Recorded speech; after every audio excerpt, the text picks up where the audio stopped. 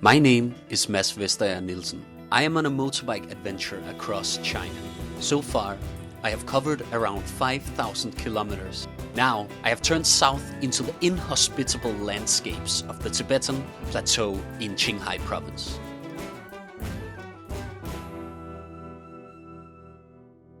Qinghai is an unforgiving desert wasteland framed by snow-capped mountain peaks.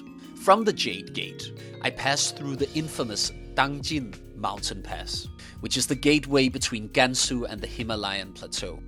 It rises sharply from the Heshi corridor to the mountains of the Chilean and the Altuntak ranges that soar up 6 kilometers into the sky. Traversing the mountains, the vast empty plateau at 4,000 meters stretches as far as the eye can see. It is simply awe-inspiring. The road takes me to one of the most remote corners of Qinghai. Lenghu, or Cold Lake City, was once China's most important oil field in the western regions. It was established in 1958 and was a pillar in the Chinese oil industry until 1977, when oil production was ramped down here.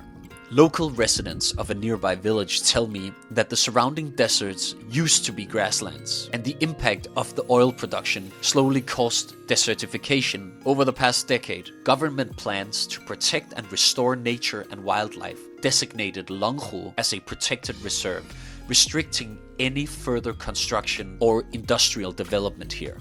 Today, it is a city of ruins, whose only company is the surrounding mountains that gleam in the clear and sharp sun.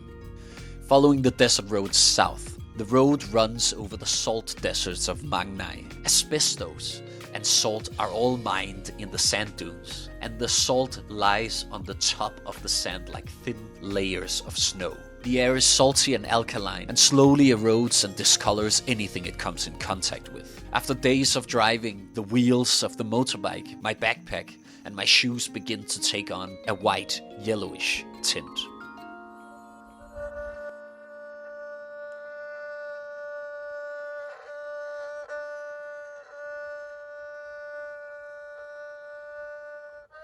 In order to cross the desert and reach the road towards the Tibetan city of Golmud to the south, I have to enter the fabled desert city of ghosts, formations of sand and rocks that surge out of the ground.